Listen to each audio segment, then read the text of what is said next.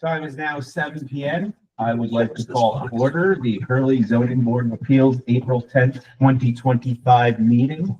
Do I have a motion to open? Motion made by Alex. Second. Second by Karen.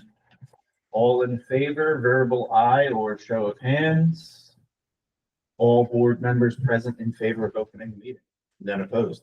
Let the record state that we have all members except for Kara Snyder present.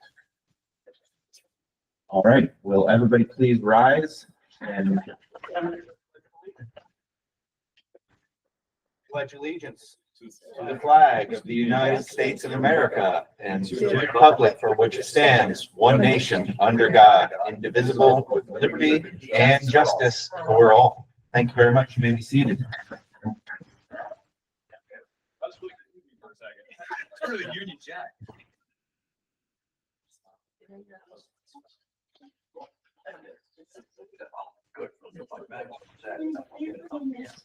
All right, so moving along, we have I believe our first scheduled public hearing.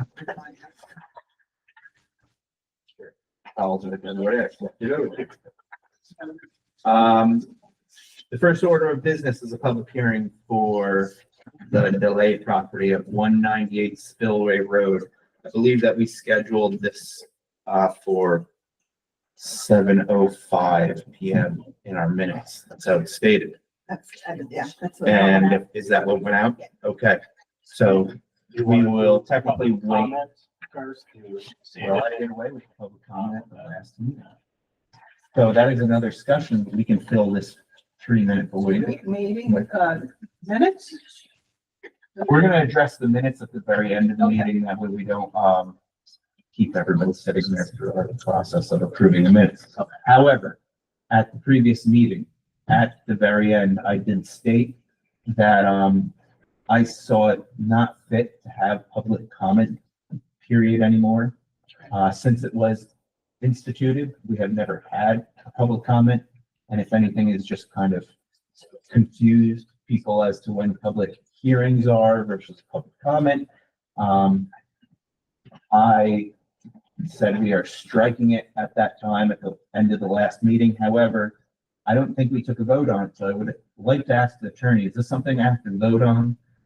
And give the board, so as a quorum, So I'm not sure whether to you strike guys are it, gonna have, and then we will inform the town board but here's the that thing, we no longer have a public comment section. the requirement, normally how you conduct a meeting is something that you guys would make in your own internal rules that you guys would vote upon.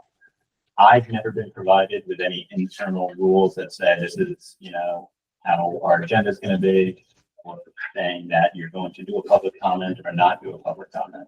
So what I would recommend, unless you're aware of where that is written, I would say you guys should adopt, maybe at the next meeting, your own internal rules for conducting the meeting, and basically here's what the agenda is going to consist of, and, other, internal. You guys can adopt. So perhaps we should save this discussion till the end of the meeting, adopt a resolution that we can agree on about this matter. I would say you'd want to have a draft. These are the internal rules for how we're going to conduct the meetings, and let everyone review that prior to, adopting them. Is anyone aware of whether it's ever been done? I am not aware of it at all. Just kind of a mandate handed down. But I'm not aware of being, rules of how meeting is governed or proceeds. So perhaps in just good faith, I will call right now. Is there any members of the public that are here to provide public comment? Now, this is for anything that's on our agenda, but not necessarily for public hearings that are taking place tonight. We do have a public hearing before us. If you are here to speak on that public hearing regarding the 198 Spillway Road appeal, you will be provided a chance to speak at that time. If you have something else outside of that, now would be your time to raise your hand. Otherwise, what I've done for over a year now is just open and close the public comment section at the same time. So querying people here this evening, is there any public comment to be had outside of a public hearing this evening? Asking twice, asking a third time. Okay, there being none, I would like to make a motion to open and close the public comment section of the meeting this evening. Seconded by Alex Mara. There's a motion on the floor. Any discussion to open and close the public comment section of the meeting? There being none, all in favor, vote by a verbal aye or show of hands. All members present are in favor of opening and closing the public comment section of the meeting here. And now we're at 7:06, so we may start our public hearing for the evening. This public hearing is on file number 4 for the year of 2025. Last name delay, address 198 Spillway Road. This is an appeal of the ZEO's determination that I believe it is a kennel, technically, is not allowed in the A2.5 district, I believe it is. We entertained this application at the previous meeting. We all agreed that we should move forward with the public hearing and entertain it. So at this time, I would like to make a motion to open the public hearing on this matter. The time being 7:07 p.m. Do I have a second? Seconded by Liston. All in favor, verbal aye or show of hands. All board members present are in favor of opening the public hearing on this matter. Not opposed. At this time, I know you guys have presented your application to us previously. However, this is a time for any members of the public that are present to hear your argument of why you deserve use variance and what you are presenting to the board. So we are presenting our business daily obedience to the dog training and boarding facility from where we currently rent right now onto our property at 198 Spillway Road. The building that is in question actually has its own, it's part of 198 Spillway Road, it has its own mailing address. We would like to make that into a boarding facility on the first floor, training facility on the second floor. We currently have 9 kennels that we would like to move over. Everything would be contained inside of the building. As far as housing dogs, we'd be looking to eventually fence in part of the property.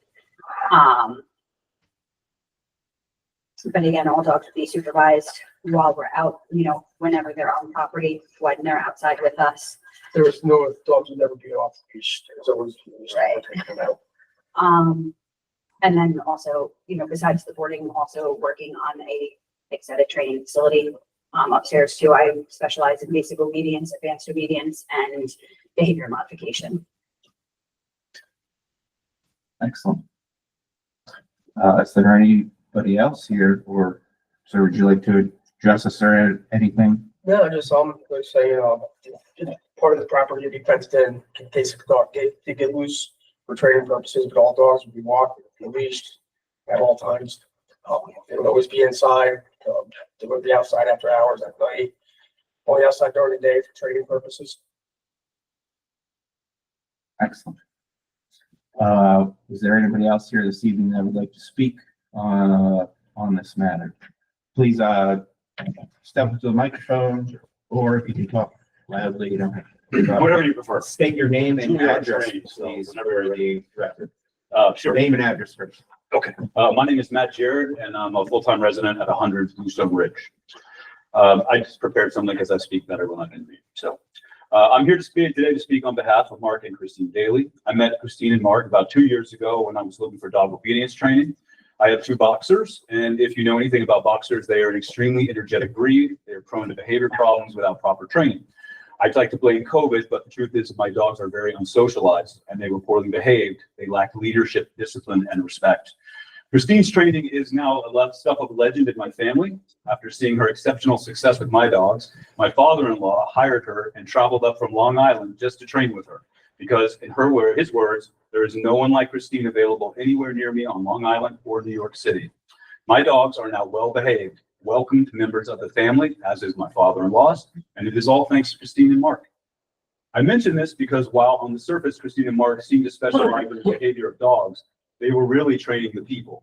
They specialize in creating community through leadership, discipline, and respect. My family and our dogs learned how to behave with an awareness of our surroundings, how to interact with respect with other people and their wishes, and how to make this habit that produced results. After training at the Daily Obedience facility and at our home for some time, we began training in public spaces like the Stewards on 28 and the Ashokan Rail Trail, where I was often struck by Christine's emphasis on respecting other people's experiences of those spaces while we were there. Multiple encounters with other dogs, children, seniors, in spaces both public and private instills me with confidence that Christine will extend the same courtesy to her neighbors and community members. One of my dogs, Luna, is a highly anxious dog who cannot be boarded because she stops eating and she goes into what can only be called a nervous breakdown. However, I have been able to board my dogs with Christine and Mark. It is due to the exceptional care of their animals, the attention to detail such as sound quality and odor, and the added care and attention that is available in a non-traditional boarding facility that allows my dog Luna to stay with the Dailies. Having spent considerable time and seeking high-end care for both of my dogs, I have become aware of many services such as WAG and Rover, which offer unlicensed in-home care for dogs with people of unknown training who simply apply online. They have no insurance and no liability coverage that the Daily Obedience business provides. I believe this community is in need of a licensed and insured, high-end, hands-on dog boarding and training facility to service both local residents and the tourists that bring dollars to our community. I will conclude tonight by saying that my experience as a client of Christine and Mark has been nothing but exceptional. That's why I'm here today. Safe, clean, and highly trained was my experience with Daily Obedience at every encounter, and I am certain that they will maintain this level of quality at their new location. Leadership, discipline, and respect sums up the teachings of Daily Obedience and my entire experience with Christine and Mark. These are qualities that they not only teach to people and to dogs, but they're qualities that they live by. Thank you. Thank you very much. Everybody else here this evening? Sir, please step up, state your name and address.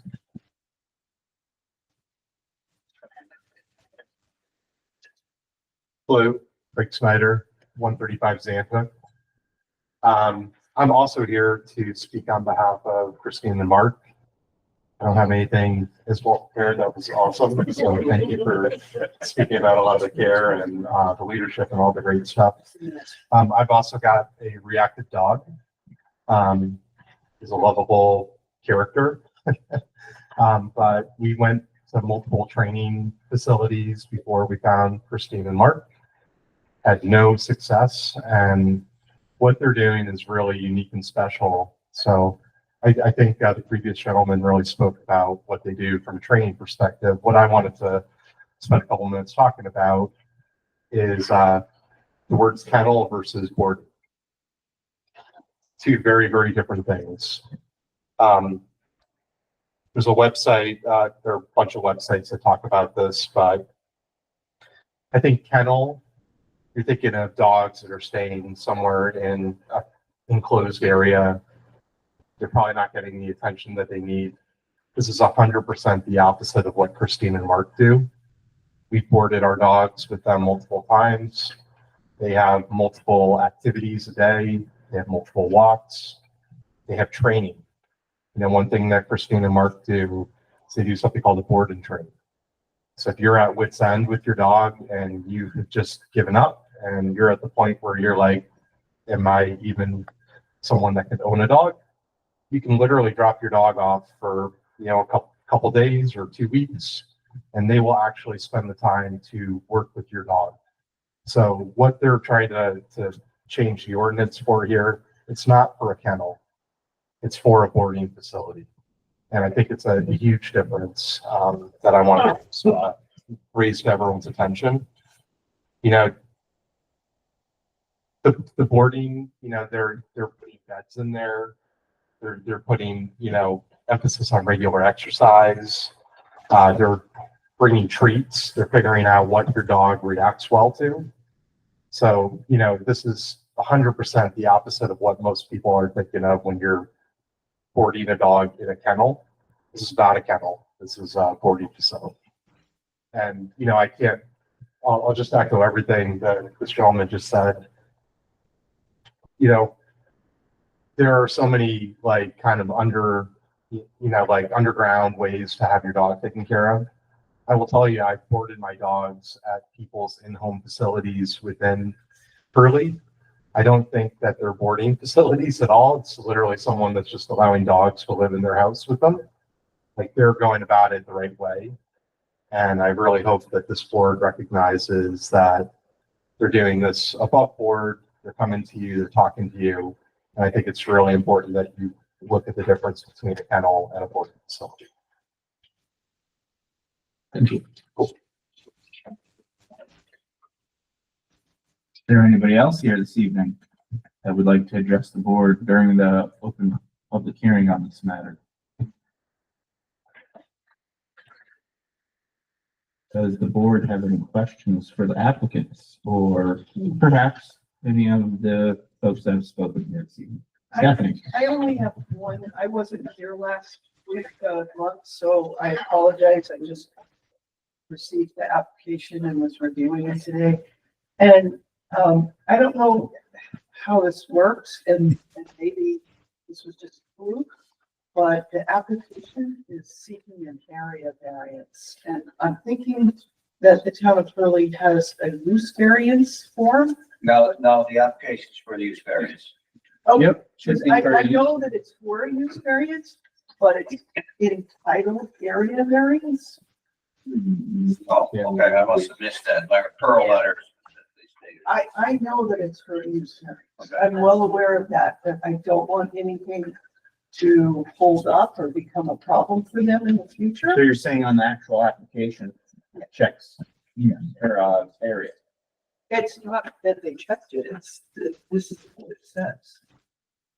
So I don't know how it works because I haven't, looked at in great detail of the other ones, but I just don't want them to have problems in the future. Okay, so hold on just a second. This is That's just the their actual, stuff, yeah. okay. Yeah. So this is an erroneous, I think, thing on the town's. That's what I probably thought, but Yeah, I it's believe not this is clear. It's confusing and. It's gonna be some kind of little box, 3 quarters of the way down that says. This is what we're looking for. This is the use area. And, Yeah. right, and so all the questions here are the area variance. No, I believe those are actually use variance criteria. Well, but it says whether the requested area variance is substantial, those are all the criteria normally that would be presented for area variance. So again, I haven't looked at the other forms, but this just, if it's a town of Hurley issue, then we should correct it. If it's,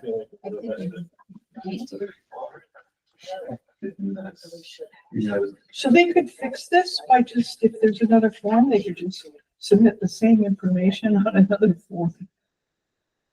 Yeah, because if they're filling out the form, they should have correct Yeah, land use. Couldn't we do that?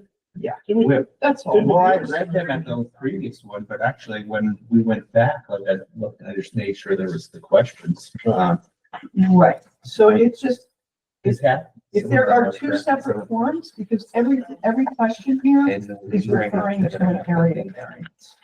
It's not referring to use variances. Application. And there are different And then questions that are asked. Daily.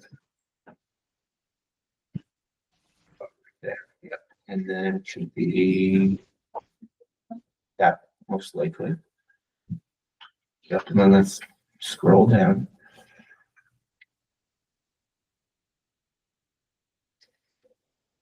Go. Keep going. Like this page, next page. Yeah. All right. So, But if you keep going, there's another page that is a use, I filled out area and use because I wasn't sure. Yeah, I feel like. Hold on, that's there. I didn't have any other, there were no other pages that it was cut off as a letter of authorization.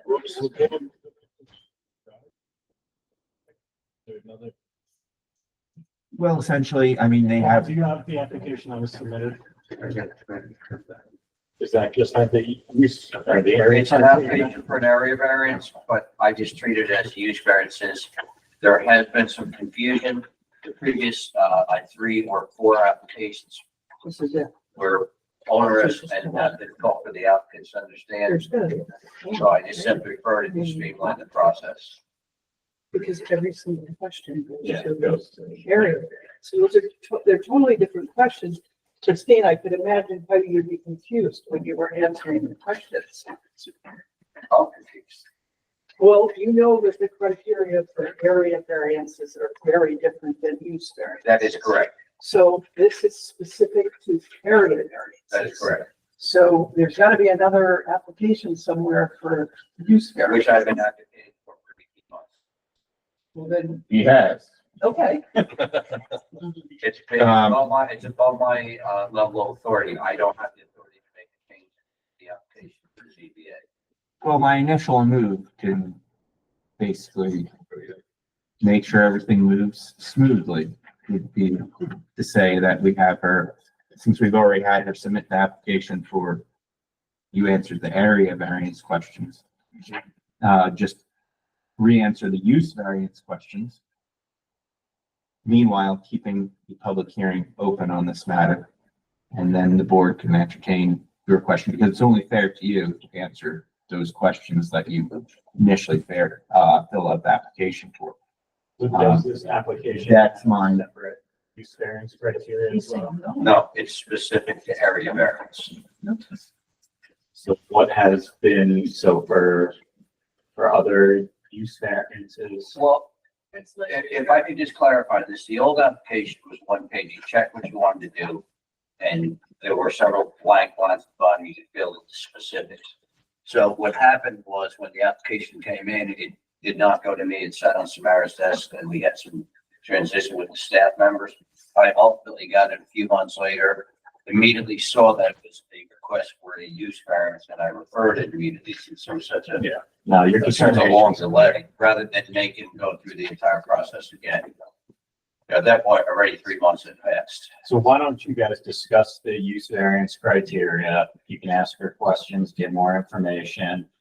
If you're not going to vote on it, she can have an opportunity to also submit in. I just feel it only fair because she was asked and submitted an application under the area and asked to answer area variance. And I will agree with you, Paul, that this board never really had applications that any of that was involved with. But now that we have made applicants fill that out, should be in the proper format. So I don't want to make any decisions without giving them fair benefit to answer those questions. and We can Josh, discuss those. Yep.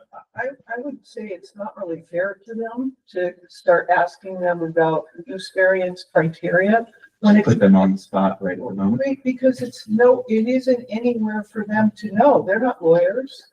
And so they don't have a form. This at least had a form that said for an area variance, blah, blah, blah, but they don't, use variance is very specific. So I think it would be better if we created a little, how long is it gonna take to create a little form like this that just plugs in use and then they. Well, it can fill should be out? already, it's probably merely just not carried through on Well, the with, site with that, but, with whom though? Where is it? well, I don't want to make them dismiss this and make them reapply. I want to keep- No, I just think we should table this. I just don't think it's Because fair. I am I concur. Yeah, I don't think it's fair to them. I concur. And we'll reestablish them and give them a chance to answer the actual Yeah. questions for the Yeah. use variance as Yeah. opposed to the area variance. It's beneficial to you. So Sorry about that. And by the way, I'm the biggest dog lover, trainer, obedience person in the world, so I'm trying to protect you in case somehow this backfires. Okay? I'd rather. Well, while the public hearing is still open for being all here, are there any questions the board has of the applicant? I do. So we talked about, Jordan, is it? Matt. Matt, sorry. You talked about boarding, or somebody talked about boarding, yeah, boarding versus kennel. So it's true that when you think of a kennel, I think of like a ton of barking dogs. Chain link fences. It's, yes. So you guys, it's going to be like a little doggy hotel? Correct. Okay, The way that we're set up is our kennels are solid panels where the dogs aren't like face to face barking at each other all day. We put a lot of emphasis on appropriate outlets and exercise, breed specific outlets and exercise. And where would you exercise them? I drove by today and thank you for the directions. Oh, you're welcome. I made it here. We have a little over 2 acres in the back. that we Okay, so it would be in the back. Mhm. And how many dogs, per maximum would you We be have putting? nine kennels, so. Nine. Nine kennels or rooms. You were hoping, I think you said last meeting, you were hoping to make it more. I'm sorry, You were hoping to make it more. one more. One more. Yeah, maybe 10, yeah. And the reason you want the use variance is because you already have an existing place on Route 28, but you're going back and forth too much. Is that right? We rent that place. Okay. So we're kind of at the mercy of the person who owns the building. And yes, when it comes to care, especially late at night, 10:30 at night when we're needing to go let dogs out, for that last potty break before bed, we're Right. now having to drive down there instead of just, much Go easier to walk into across your the yard. yard. And I'm just, curious about noise, barking, and because you have very close neighbors. You have a neighbor right across the street. You have a neighbor to the right. You have a neighbor to the left. So What's The the noise building- situation? the building itself will need to be somewhat remodeled in order to make this work for us anyway. And so at that point, we've already looked at some options as far as what would buffer noise, but we would also be consulting with a contractor and taking whatever their professional opinion is to help buffer noise as well. The other thing to remember too is, again, most people are, when you're thinking of a kennel, you are thinking about a lot of barking dogs because, like I said before, they're either face to face and, dog A doesn't like dog B and they're barking back and forth, but they're also not exercised. So a lot of those kennels have indoor, outdoor access where there's just a little like guillotine door where the dog is inside and then can freely run outside. And so it also creates a lot of noise because they're coming in and out as they please. That is not the case here. They will be in a little room contained where they said, even where we are now, they settle pretty quickly after exercise and walks and all of that. How do you expect to keep it to 9? I mean, what if you have like a really busy weekend and you have really, great clients and they're like begging you to take, Just like I 4 do or 5 now, more dogs? unfortunately, I have to tell them no. I mean, I only have 9 kennels. I run into that right now, unfortunately, quite often. But we are only a 2-person operation. I have an online booking system that I use to organize and keep track of who's coming and going. Almost just like a hotel system. They make reservations and we can deny them when they're full. And your neighbors, no one showed up here tonight, or they, We've discussed all of this. We're actually pretty friendly with all of our neighbors. We've gone door to door. We've talked to all of them. Any concerns that they've come directly to us and we've And nobody mitigated what their concerns. Nobody really came and had any concerns. And one of the things where you're talking about the noise, one thing, like, so it would have to be renovated somewhat. One of the things I was looking at is rock wool insulation. It's a lot more sound buffering, absorbing than just regular fiberglass. thank you. less noisy than Bluestone being palleted? Well, It'll be that's- a lot less than that. I mean, we do also have a couple other businesses on our road that are quite noisy during the day, so there's that as well. So there'll be no escalator.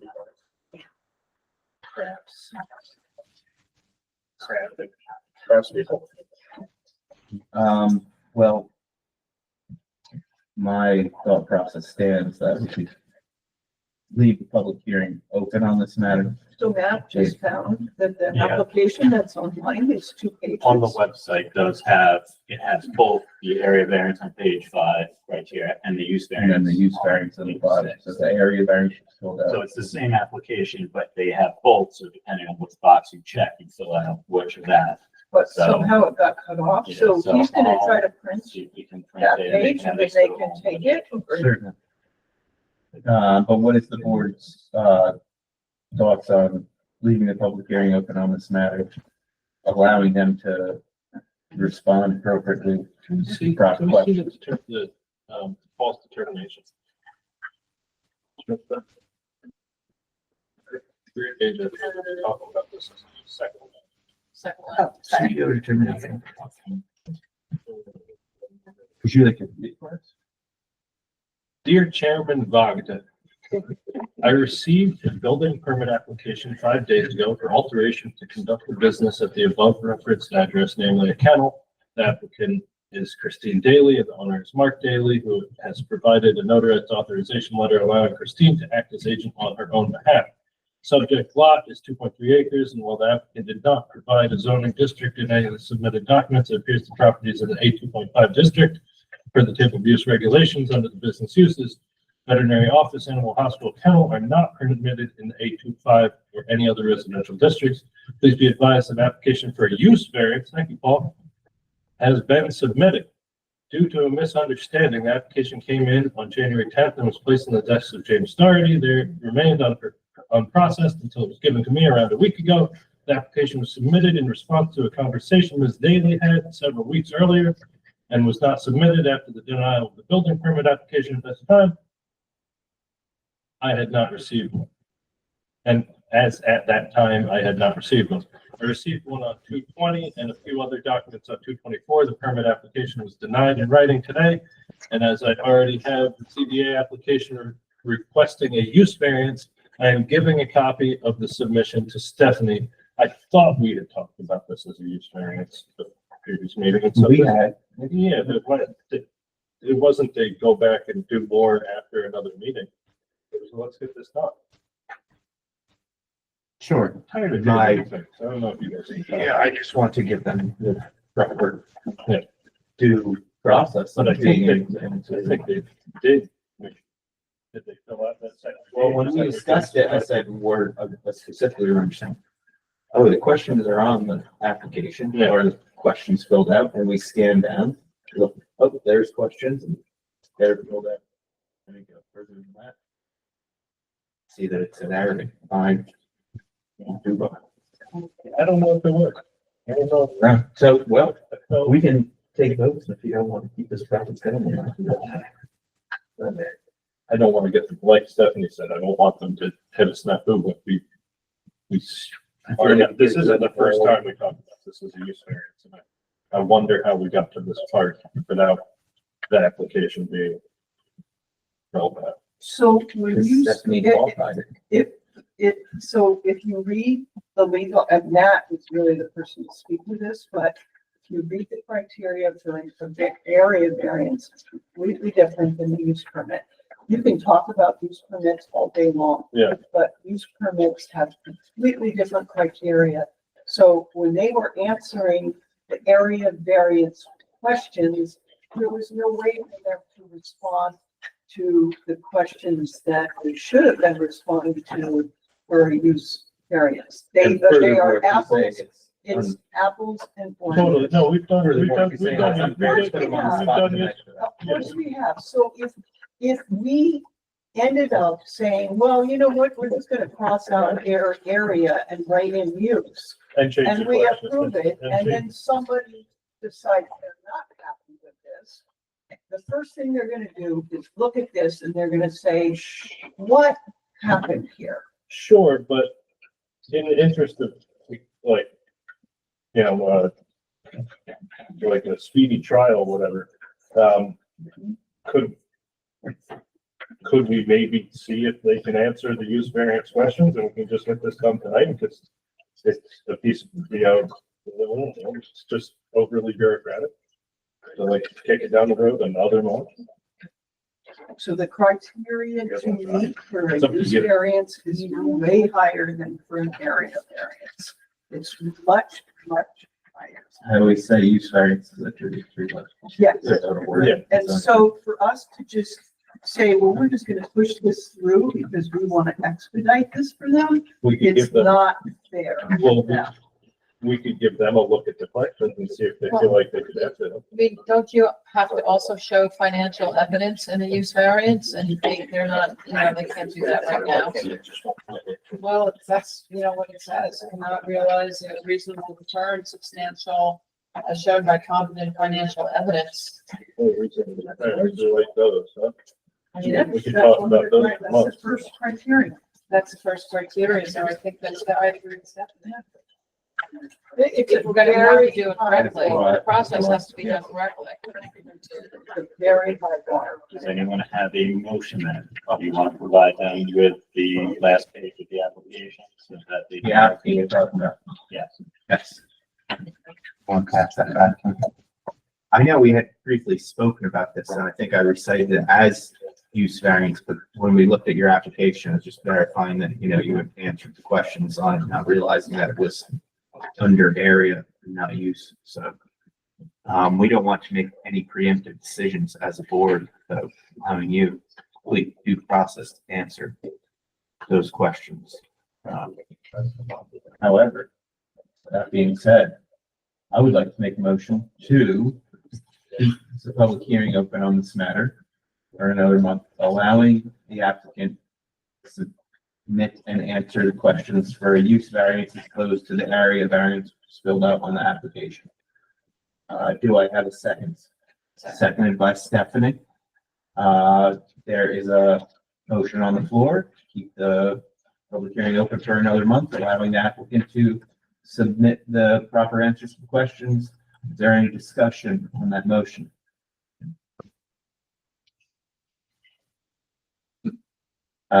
All in favor of the motion on the floor, verbal aye or show of hands?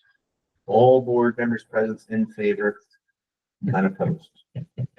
So we're extending the public hearing on this matter for one more month.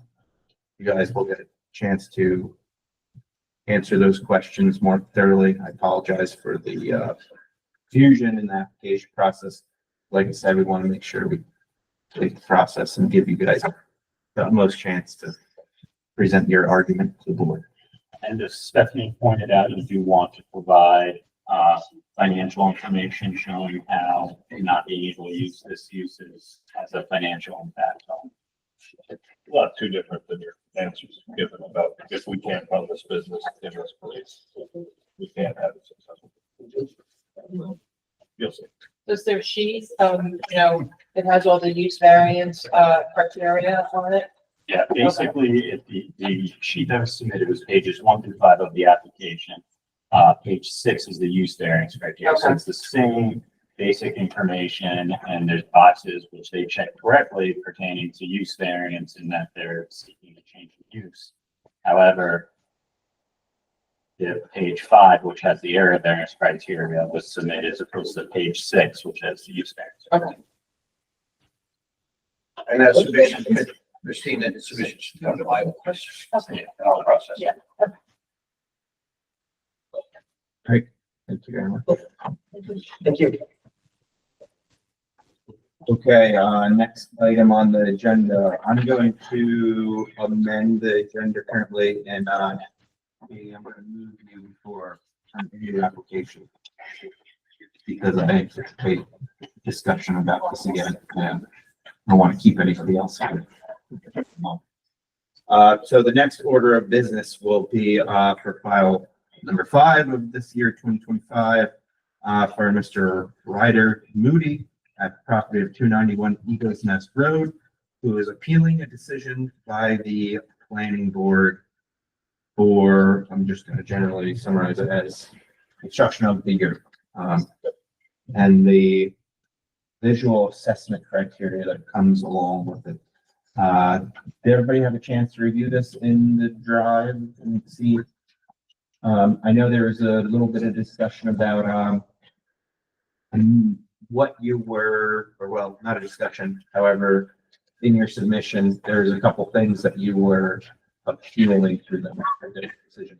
So for tonight, if you can present the board to specifically address the criteria that you are appealing, just so we know it's clear. So at the moment, we're going to give, Mr., I'm assuming you're Ryan Moody. All right. You have the floor at the moment, and this is your time to address the board and present your application. We should have all your files that you presented available. So if there's anything you would like to see or point out to the board, we can turn it back.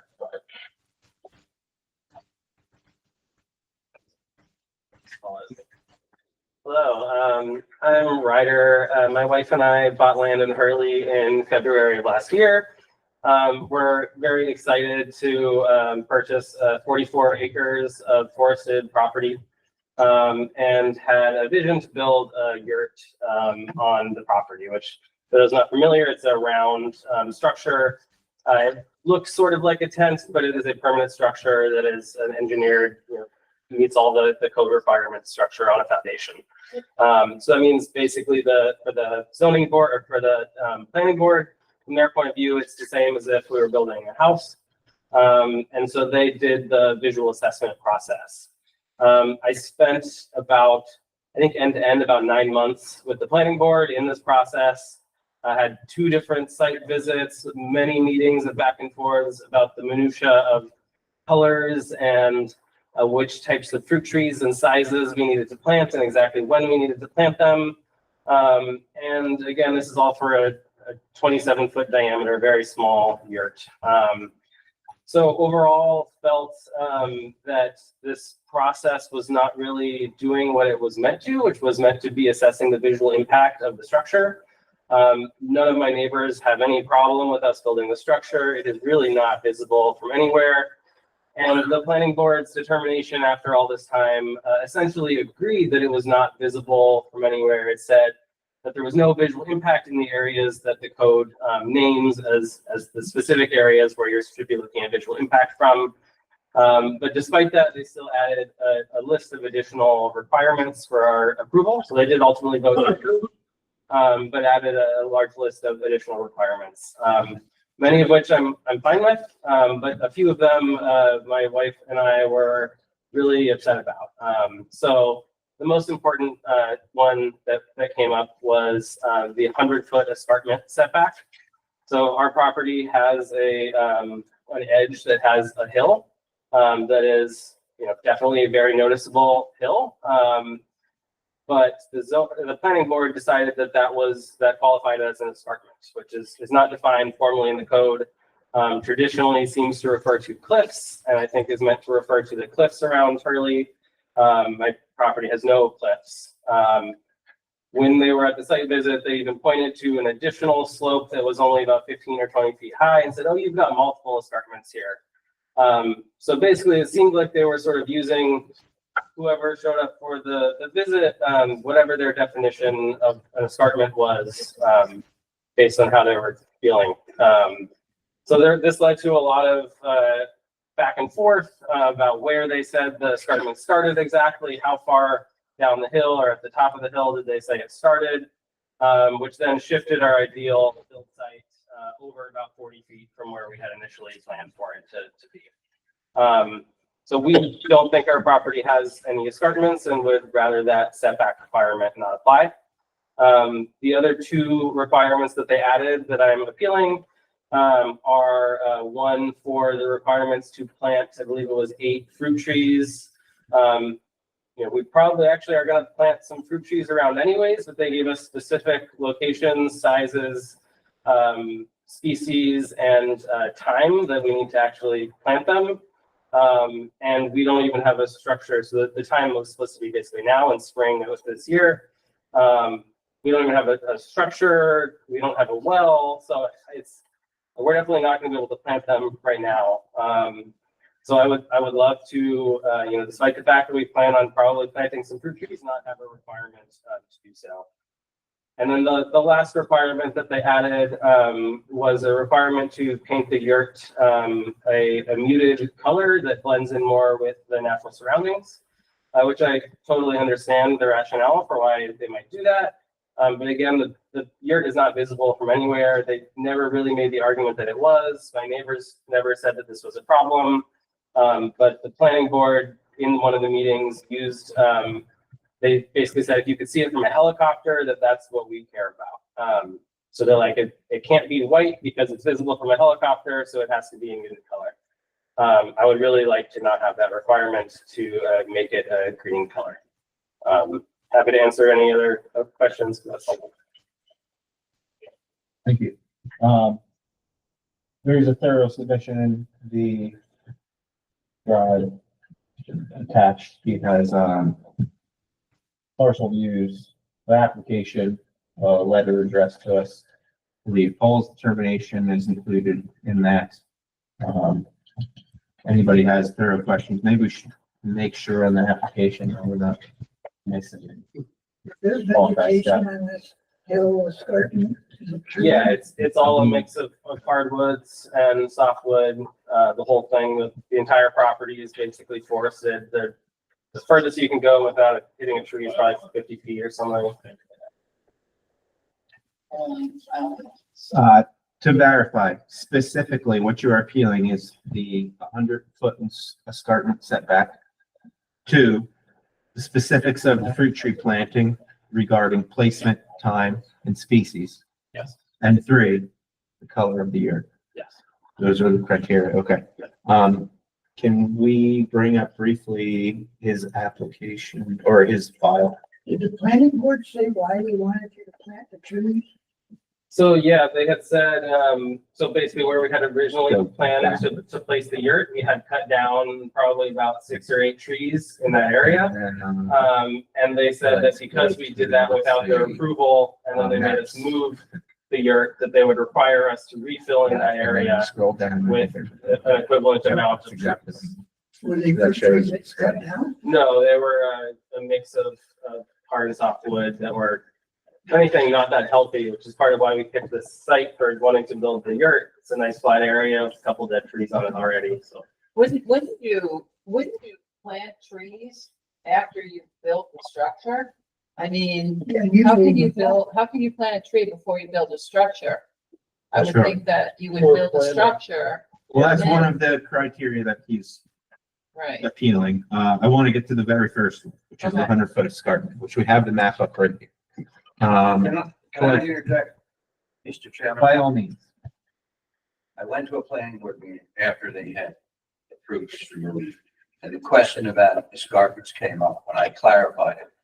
Because in the last couple of years, they're treating any elevated surface as an escarpment. And that is not by statute. The zoning says the escarpments above the Hurley Flats. And that's it. Okay, it says the land surrounding the Ashokan Reservoir and the steep slopes on Ohio and Tashi now. It does not say escarpments anywhere in the A4 district. By statute, it's specifically above the Hurley Flats. Mr. Modi, not only, in my opinion, not on escarpment, he faces a ravine that's across the road from our town supervisor.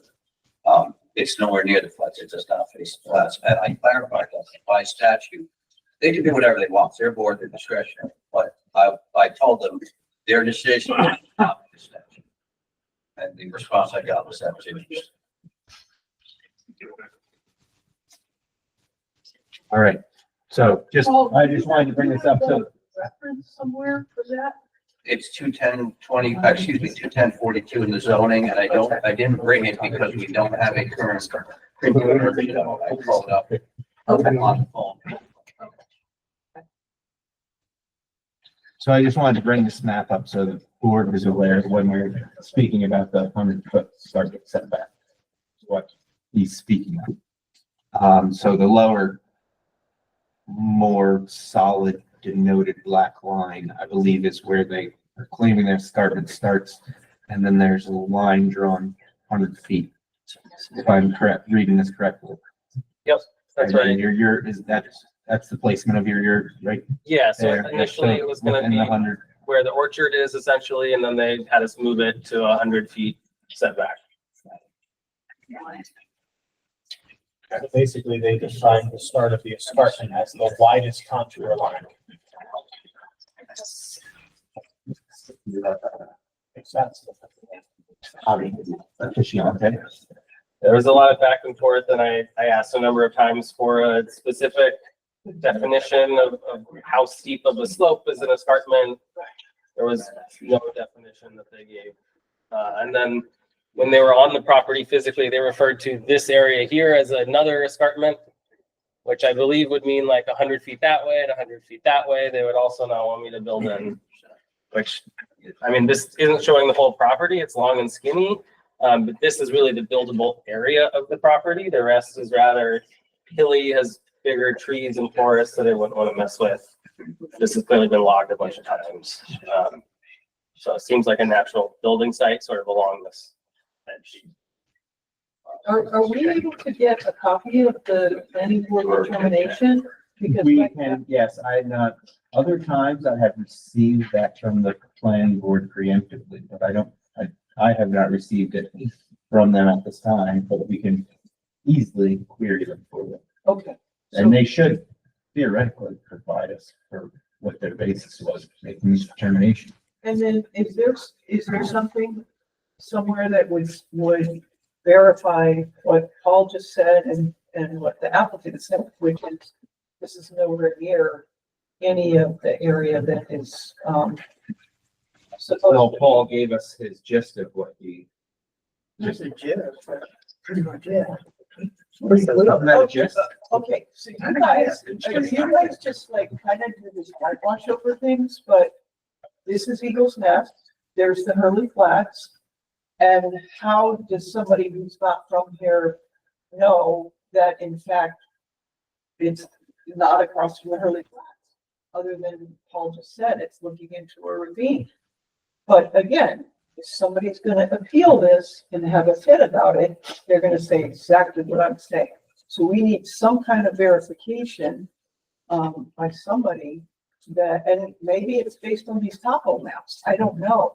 But to me, We, as a board, can ask Paul to provide us with backup information of that was what the great. code says of what defines an escarpment beyond what he told us in the meeting. right now. No, that's not the point, because Matt brought this up. Interested in the location, Right. whether it does fall within. We don't even have to get to the escarpment issue, because if it's not in the district that they're worried about, then that's off the table. Okay? Yes. That's off the table. And if this part of Eagle's Nest is not overlooking Hurley Flats, then it's off the table. I can tell you the view is not overlooking the flats. It is south towards Minnewaska. So I'm sure regardless, whatever you can provide visually, if you can look and get satellite stuff that shows where this is, as well as other things, pictures from on the site. Sure, yeah. That would assist them in making a determination. I'm sure, Paul, do you have a determination by the planning board? So Yes. you can provide it to the planning or to the ZBA before the next meeting. You want a copy of their Yeah. language determination, yeah. I Can did I also, send it in an email format? I think it's a Word doc or PDF. I'll send it to everybody. and I can send, as part of the planning board process to attempt to convince them of the lack of visual impact. I took a drone video with a much larger tent up than the yurt will be. And showed that you can't see it. I did a lot of walking around with binoculars, submitting maps, showing them that you really can't see it from anywhere. The planning board made a determination that there was no adverse visual. Well, we don't Right. know that, because we don't have the determination, right? Well, okay, But I'm like, yeah, okay. Well, we're not even at it. We know exactly. We're just reviewing applications and trying to move forward with what we want moving forward. Refreshing my memory. But I don't think there's any reason to deny the application at this point. I think he has the hell to move forward and us to entertain it as a board.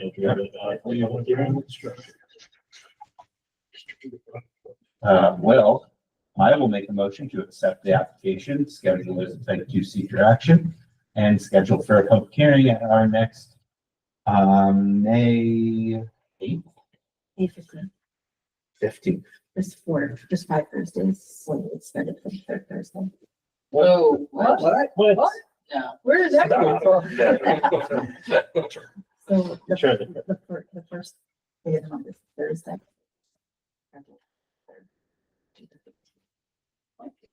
Oh, that's just, that's a good for calendar. If somebody scheduled our meeting inappropriately for the 3rd. Looks like that. Can have to be fixed. Yeah, no, there's definitely time to reschedule.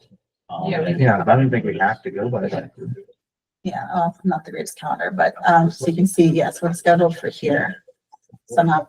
Let's live on the 8th.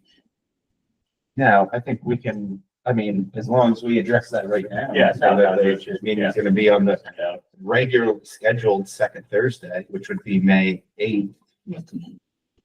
We can do that.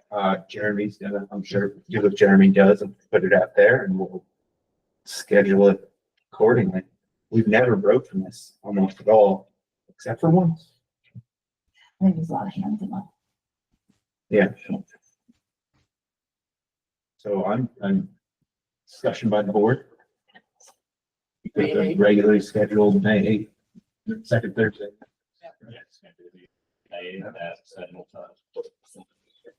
So, I believe I was at the tail end of my motion. Second the motion. To reiterate, May 8th, so, and setting a time frame. We'll technically have a continuation of our previous public hearing regarding Oh, the dog kennel set bounding, so we want to move to, I'd say, even earlier, just even if we don't hit that mark, at least we have, so 7:15. So that's the very last part of my motion, scheduling that for May 8th. 7:15. Seconded by Alex. There's a motion on the floor to accept the application, schedule as, or, accept as a type 2 seeker action, and schedule for a public hearing at the May 8th, 2025 meeting at 7:15. Any discussion? All those in favor, verbal aye or show of hands. All present in favor, none opposed. So your adjoining property owners will be receiving a letter informing them that there will be a public hearing for them to speak any opinions that they have on your project or your appeal. Otherwise, we have all his money. He's correct. I think so. She doesn't. Did you submit? Yeah, Give a check with the application, I believe. It was a while ago, so. yeah, it's $100 fee, right, for the public hearing. $100 for the public $100. hearing, and the our fees are currently appeal 300. Does it sound correct? Yeah. I don't know that I saw it in. So I mailed that to report. No, you can drop it off to the department. And then also, there was asked for additional information, so that's, I can provide a map that shows where my property is relative to the flats. Is that, I can also submit some of the content I made for the planning board to show the lack of visual impact. Is that? Anything in addition? Okay. You can email to zoning@townofhurley.org or bring it in. Okay. No, I want to know, no, it's gotta go through my office. Oh, it's gotta go through your Process it, office. Yeah. I need the Okay. document, I'll send it Just, Okay. I will say this, just here's the planning board's resolution, the first statement.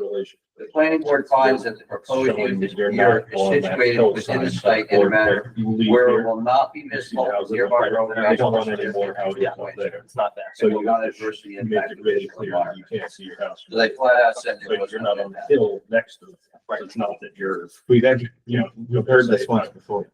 I'm not by the flag. Yeah. I'm not by the hill. Right. I know you've had many site visits and that's probably, you probably don't want another one, but are you in Brooklyn during the week or are you? Yep, I am in Brooklyn. Is there like a driveway or a way we could just like go?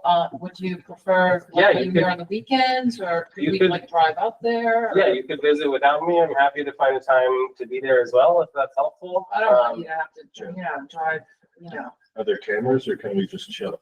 There's one camera, there's a shipping container with a camera on it. Can we camp out there and see Yeah, what you can hang out. the lights are like at night? So Go past the there's like is there a driveway? Yeah, so the property came with a gravel driveway that ends at a little like area where the shipping container. Okay, So The yeah, airstream isn't there, though, right? the airstream is there still, yeah. There, it's hard to finish. Yeah. Is that where, is the airstream where the yurt's gonna be? No, Is it the, obvious?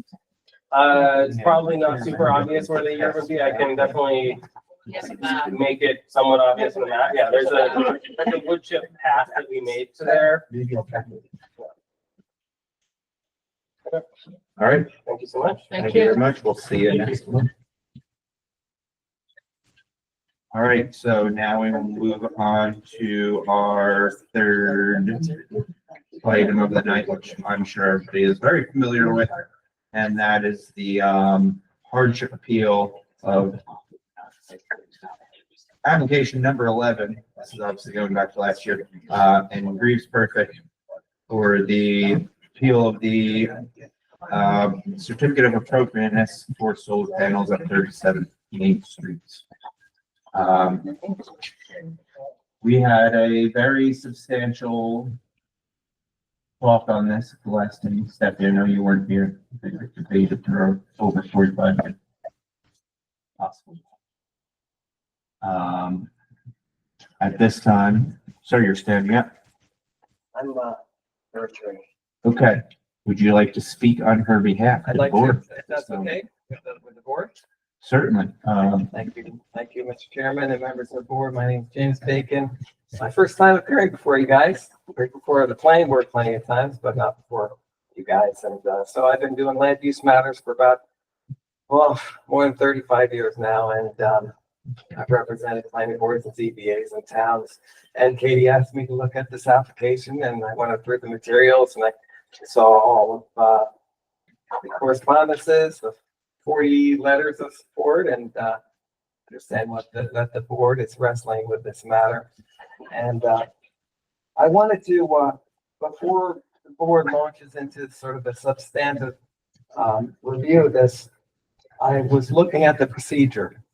And so I wanted to talk about that a little bit. And I sent Matt an email on this. So as the board knows, the Hurley Code 109.13b says the ZBA shall review the denial at its next scheduled meeting after the application for review is filed with the building inspector, at which an opportunity to comment on the application is afforded to all interested parties or any member of the public. The ZBA shall decide the application within 62 days after the meeting, or any adjournments or extensions of extensions thereof. The concurring vote of the ZBA shall be necessary to reverse or modify a decision of the planning board. So I looked at that the application was received on November 21st and ZBA met on December 12th. And then there were 28 days until it held the public hearing on January 9th, and then that was extended to February 13th, and then put on for tonight, April 10th. So between February 13th and today, it's 56 days. But the time period between 12/12 and 1/9 was 28 days. And I think those are chargeable under the code to the board. So from a procedure standpoint, it's over 62 days. So I think that's problem. From the time that we closed the public hearing. Well, it's true from the close of the public hearing, but as the code says, the time starts at the very first meeting that the board has, at the next scheduled meeting after the application is submitted. So that's when the clock starts according to your code. Many codes aren't written that way, but your code is written that way.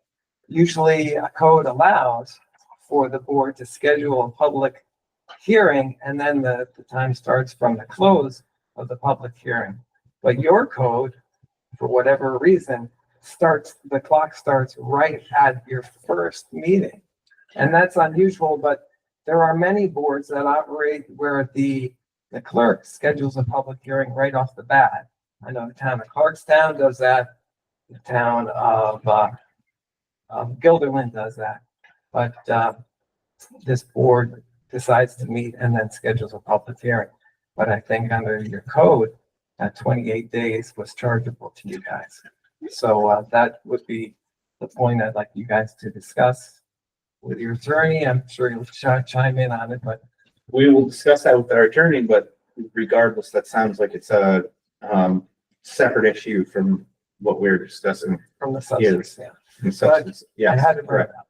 It's Certainly. a procedural matter, so in the ultimate vote that you guys, I know you're gonna vote on it tonight, would like you to take that into consideration and, Certainly. if you. Well, can you reiterate what the code says first? Once again? Sure. Of course. All right, so, here it is again. It's Hurley Code 10913B. And it says, this exact quote: "The zoning board of appeals shall review the denial at its next scheduled meeting after the application for review is filed with the building inspector, at which an opportunity to comment on the application is afforded to all interested parties or any member of the public. The zoning board of appeals shall decide the application within 62 days after the meeting, or any adjournments of extensions thereof. The concurring vote of the zoning board of appeals shall be necessary to reverse or modify a decision of the planning board." Excellent. I see where your argument is. We did, to address the first part of that, we did,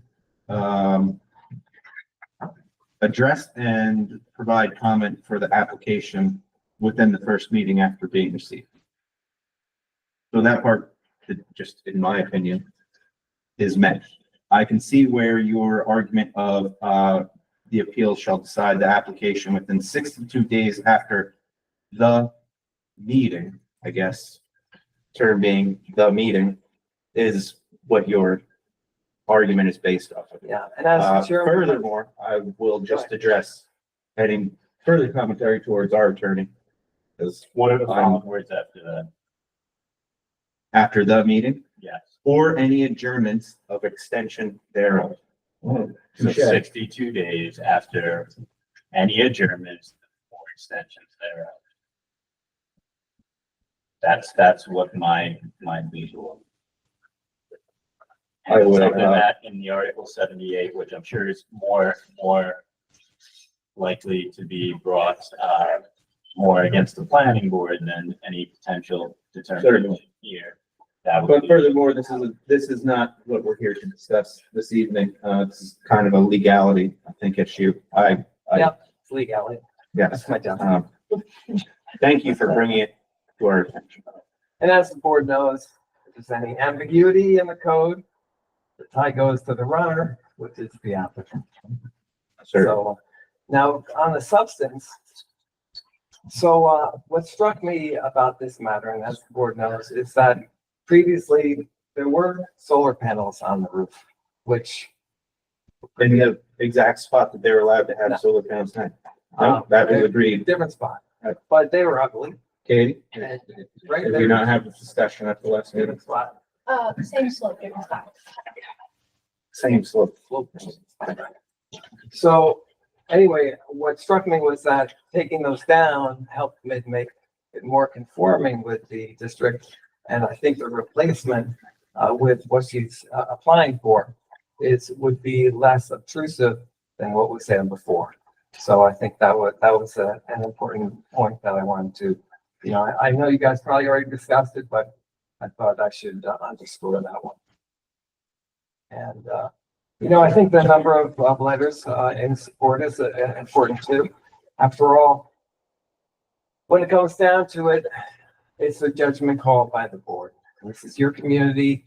This is where you guys all live and see each other in the store and everything. And this is the community where you live. Katie has come to you guys to ask for your help and to see if you can see her side of things to allow panels to go on. Certainly. So since we have you on the floor right now, are you aware under the criteria of what we must base? this I am, on and the you terms know of what hardship? struck me with that, Josh, was that the planning board seemed to latch on to this idea of preserving the historic integrity of the structure. That language is not in the code. So I think they were reaching more beyond what the code actually says, because it's not, whether or not the solar panels are going to harm the roof. That's not the point of it. It's whether it's the impact on the district and so I think the planning board erred on that I think they went off base. And I think that's a reason that the court could reverse that decision. Certainly. There's criteria we have to mark off here for the hardship though. So, yeah. So since you're here representing the applicant, under number one, the applicant cannot realize a reasonable return regardless of whether that return represents the most profitable return possible. Right. You have an argument for your That section really is drafted for commercial uses, right? I mean, you don't really think about a house having a reasonable return on, that's more of a commercial use type question. So it doesn't really apply to a residential use. And although I saw on the record that she did produce documentation that said these solar panels are going to produce energy for her and it's going to offset their electric costs. So I think from that standpoint, she did what was necessary from a residential standpoint. Of course, if this was Stewart's or, like I said, that type of a reasonable return, you don't really think of that with a residential use. You think of that with a commercial use, which makes a lot of sense and there's a lot of arguments. And that's why that's in there. It's for commercial purposes. But a car wash had to come in. They had to prove that they couldn't make a reasonable return unless you were allowed to. I don't believe car washes are allowed in the historic district. That's right. Well, that would be their argument for the use. They have to prove that there's no way they could make their property could make a reasonable return. So I think it's a little bit different for residents. Okay, how about number two? The alleged hardship relating to the property is unique and does not apply to a substantial portion of the district. Well, again, a bit subjective for the board to consider from her standpoint. Go ahead, We're Katie. the only house with an accessory apartment in the district. The New York State zoning board guidelines say that is a example of a unique property. If you look into the guidelines, thank you. Good answer. 3 and 4, we had quite the lengthy discussion. I don't think that anybody really needs to, we're in relative agreements, although Stephanie, you were not here for this, but let's go. Number 3, the request, if approved, would still conform with the designation of the landmarks as described in 109-5 of this chapter. I don't think anybody said it. I mean, I think Belongs to that. the idea is that the solar panels, it's not a permanent. Eventually, those solar panels are going to come off or be replaced. It's not like they're building a dormer that's going to be out of character. It's really a solar panels that's temporary. It might be on there for 10 or 15 years, but it's not going to be on there for 200 years. can't argue on that. Do we have a guarantee about that? I mean, is there a guarantee? If you can find. Let him just answer those questions. Then before you guys discuss amongst the board, Okay. let me just provide my legal advice. I'm not going to make any decisions. Obviously, you guys go through the criteria, but there are certain considerations. This is not an appeal on whether this is appropriate. Okay, Right. that was a decision by the planning board and can eventually be appealed in Article 78. You are given, this is basically an appeal on hardship grounds. Okay, and that's the only thing that you guys are empowered to decide. So any discussion should be pertaining to the hardship Okay, and should not be pertaining to whether it's appropriate or whether it's not appropriate or I whether, understand.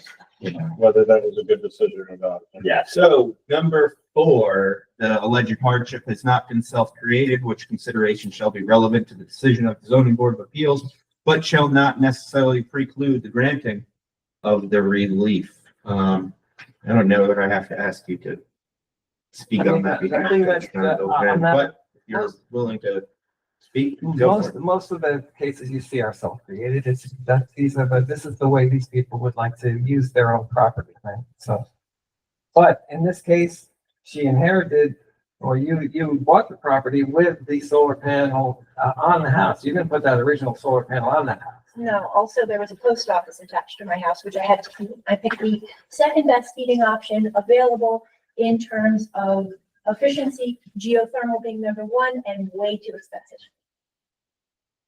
So, not really self-created in this circumstance.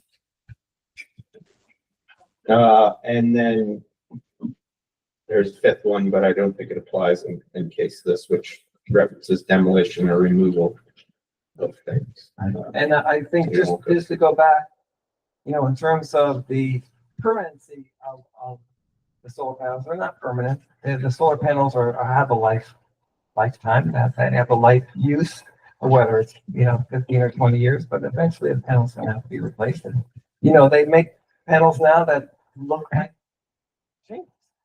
So in the future, there may be something that she can replace with other than the solar panels that she's looking to do now that would look exactly like what's there now. You never know. But for this application, as Matt said, this is a hardship application before the board. And looking at her application, I think she's met the factors, at least substantially enough to push her over the scale. For her to get a hardship. And, Katie, is there anything else before the board goes into their debate? No, they're probably sick of me. I will. Thank you, board members. Thank you very much, Mr. Bacon. Our town attorney, you said you would like to address the board Yeah, before we go into deliberation on this. We discussed this before, I just mentioned it now. Look at the statute, this appeal is not before you based on whether what is being proposed is appropriate. That criteria and a lot of the considerations that the planning board, or if this matter is here heard in an Article 78, can then be remitted back to the planning board to hear. What's before you is basically whether there's a hardship. So if you look at the statute, look at the criteria, you look at what you are to be considering in this situation, that's what you need to limit your discussion to and make your decision based on. Excellent. So, all members of the board, did you have a chance to thoroughly think on your stance on this since the last meeting? Stepped in, and you, once again, we're not here for the previous meeting and the lengthy discussion that we ensued at that time. But, if anybody has changed their stance from what they previously said on a previous meeting, now would be the time to state it. Otherwise, I would like to go through with each board member's thoughts on why they are for the appeal or against the appeal at this time. So, if anybody has any changes or questions that they want to pose to the board at this time while we're in deliberation, now would be the time. Otherwise, I'll start with where I left off on my stance. Stephanie? Well, so I feel like, in this way, if you're gonna ask each person specifically, kind of focusing I mean, the last time we did this, which was two meetings ago when I was here, and it wasn't on this matter, it was on a separate matter. We read out the criteria, we talked, and then we voted together, as opposed to singling each person out of their. Well, so we went through the criteria multiple times and spoke on each issue at the last meeting. And everybody was varied. It was split, and we chose to table the discussion, go one more meeting.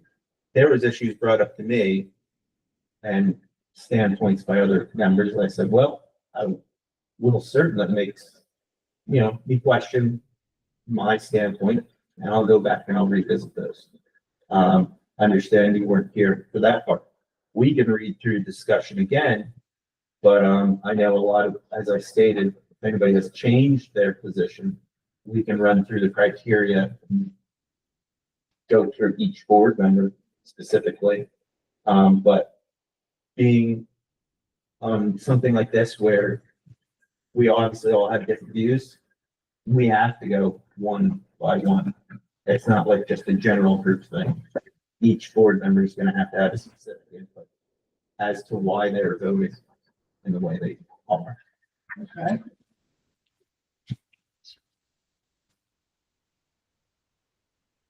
So, for myself, we'll start with, just criteria number one. The applicant not realize a reasonable return regardless of whether or not that return represents the most profitable return possible. As I stated at the last meeting, I can't personally check that off, that you're not going to be able to get any return out of the property, with just this placement of solar panels at that specific place. That we went through talking. But my. So I want to hear from the board first before. That I'm So losing that. board member wants to hear, Okay, from you. somebody would like to ask me about that because. yes, one of the board members may want to ask you about that. Or what is your thoughts on criteria number one, that the applicant cannot realize a reasonable return with the placement of the panels at that specific location?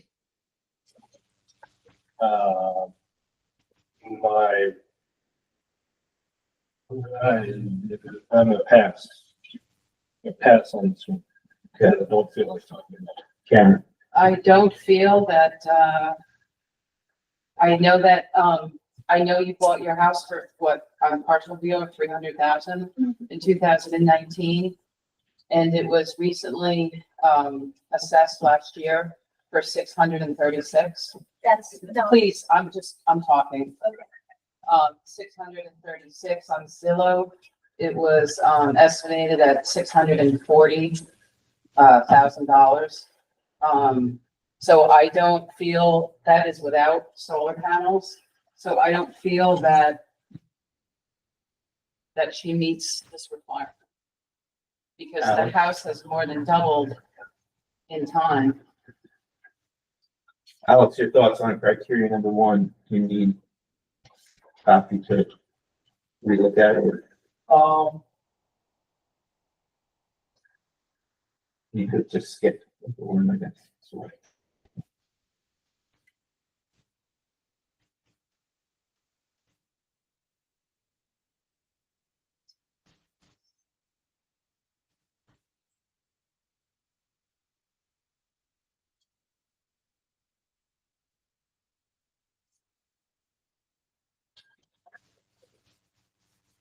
A little right on the line on that one. let's hear from other members. Could, maybe just quickly, Let's go through the rest of our members and then give you a chance to speak. Stephanie? So I would like to mention, I think it's okay to say this. I don't think I'm revealing attorney-client privilege.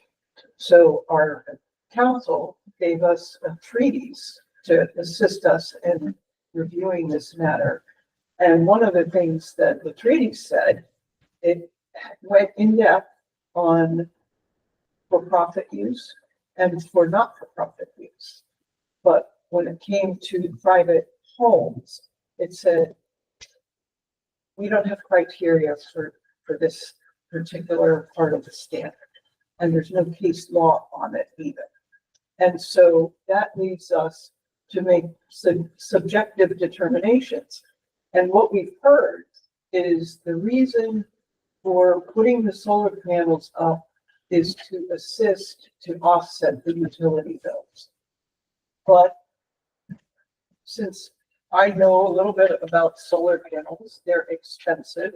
I have no idea how she's paying for that. But when you look at it in the long run or the short run, there's a tremendous outlay to actually create enough electricity to offset your utility bills. So that when it comes to this economic hardship, realizing a return, I would say she doesn't meet the criteria. That's my opinion. The state listed. Do we want I to would clarify say- that? We're gonna let Pete. That I was gonna bring up the same thing, that there are no guidelines, there's no statutes. So it does drift into subjective. So I'm not really even sure we should be considering it. But I did anyway. And I think there's an opportunity here where virtually anybody else, it would just be a given that they can do it. And I can't find anything that says that she shouldn't be able to. The letter of the law says that as long as, essentially, as long as she's not disturbing, putting it on the front or disturbing historic materials, that it's permissible. And the value of the house, irrelevant. How much it costs to put up solar panels and what the return is irrelevant. I put up solar panels, I put up huge, they're expensive, we got, $100 a month. And I've already saved most of that money. Our electric bill is $35 a month still. So it works. It's huge. Huge. So we are in essence, getting in the way of an opportunity for a person to see, to realize and take a return. We're not, the planning board was. The planning board definitely, we're being asked to sort of try to shoehorn a different outcome because other people made decisions that we subjectively may not agree with. And may be very difficult to concretely prove in court. I don't think her argument would be very difficult to prove. That's what I'm saying. I'm saying the planning board's position to me. My opinion. I'm not basing my argument over whether I think it's appropriate or not. Because I can care less. And my recommendation is that. But that's not what I'm looking, that's not what I'm looking at. Guys, make a record that your decision is based on that. I do not believe the law will support your decision. Your decision will need to be based on and whether there is a hardship, which is legally defined. You guys have dealt with it. Similar criteria with use variances. There's a criteria that is addressed with regard to appropriateness, and it's specified in our local statute. That's the criteria that you guys need to be Certainly. applying to make a decision. I would like to second you had a question as to, you weren't sure how it was being paid for. Katie, you addressed the board and I believe submitted to us that reasoning. So if you want to just give her those details. So the system costs $24,000. They'll give me about 75% of the power, because I'm not putting it on the front, which would be a different scenario. With the NYSERDA and the tax credits, the system will come down to a $12,000 cost. I am taking a solar loan to give me an $85 a month payment. And over the course of, it has a 20-year lifetime and usually lasts 30 years, there'd be $180,000 in savings. Could I also say the other thing I wanted to say? That I believe you had your breakup dress, if I'm misstating, correct me, was it's around $300 a month now. It would be around $85 a month. my low Cost. estimate of savings would be about $300 a month, in savings. Your lowest. My lowest. Yeah. I wanted to go on the low side, so I wouldn't say think of when I was incorrect. And also in regard to that, Assuming electrical costs stay the same. the house valuation, I read the New York State Zoning Board of Appeals guidelines outline, which gives examples of how to prove these variances, and I'm sure you've read it at some point to be on this board. And for the number one, they say that a letter from a real estate agent or an appraiser is an acceptable form of proof of a loss of value. My home cost $300,000. We put $280,000 in improvable repairs since we bought it in 2019. I had a real estate agent come do an interior walkthrough, which is better than Zillow, based on the condition of the home and the limitations put on by the planning board. She estimated at $500,000, which is well under the reasonable return for my investment, which is the total amount of money put in the house, not the purchase price.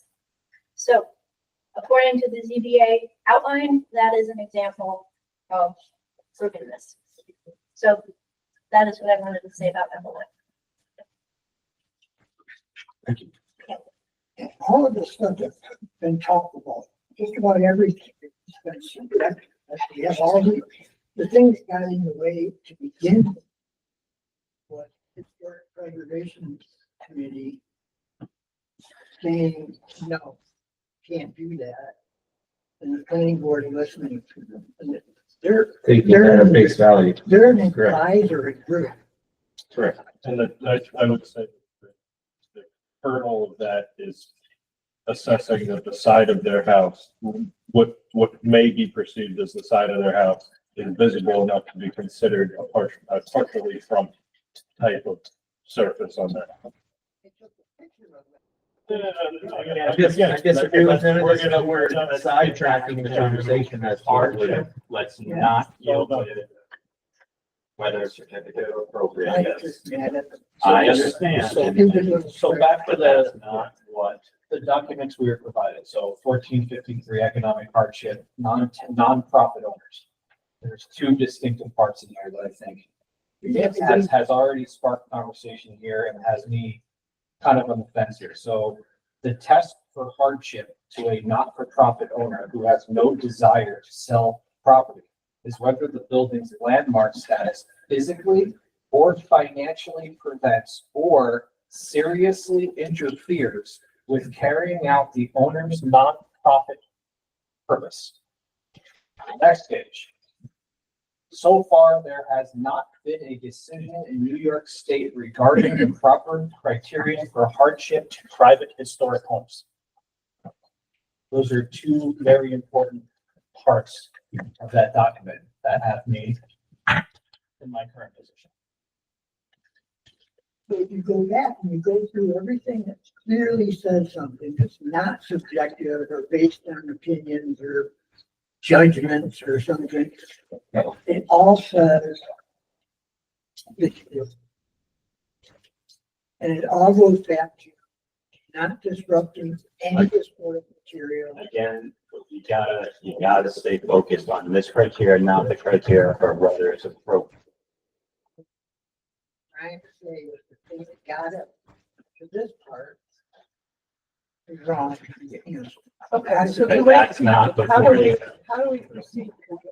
I So, want to understand. anyone else want to, let's talk about, let's finish criteria number one, whether the applicant can realize a reasonable return, regardless of whether that return represents the most profitable return possible.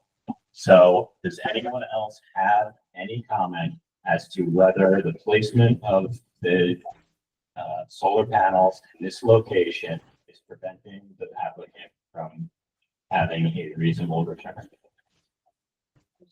I actually want to add it to the grant. The highest and best return would be putting it on the front. What has been proposed here is actually already an alternative to that. That's been misplaced by the historic district. So this is the alternative to the highest and best, is seeing a diminished potential for return.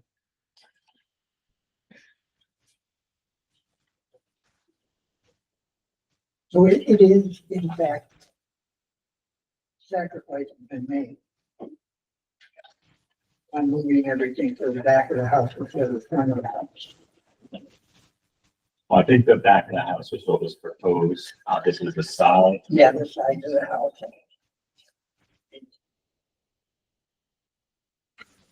The two sides of the house. Chairman, your opinion? Number one, I stand where I stand. So do we take a vote on each one of these? Yeah, we're doing, That's, Shall we do that now? well, everybody, we're only on number one.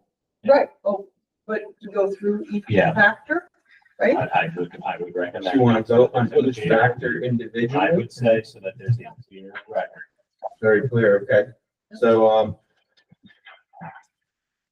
the board will be queried, and I will roll call each person on whether they agree with number one or deny, criteria number one. You know where I stand. I don't believe that, or I don't agree with, Tonight Yeah. or I'm denying number one. Let me read how it words, and I'll say whether I agree.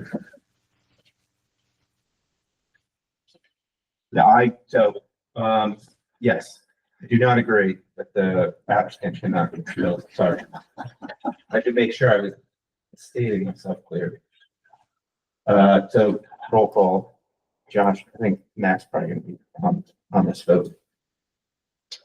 However legally specious it is, I'm a softie who feels that someone's opportunity to have energy independence is even more important on a historical home.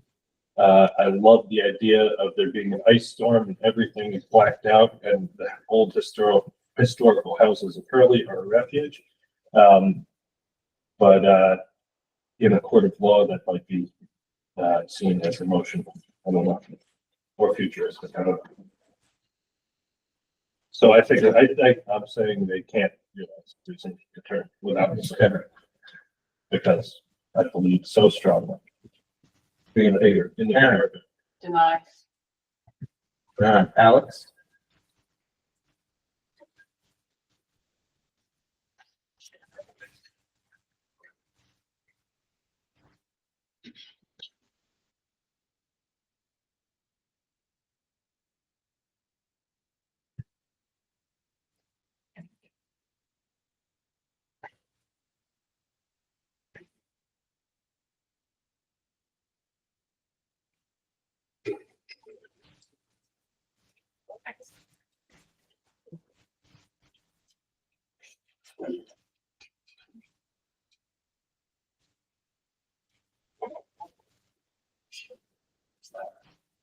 I don't believe that they can.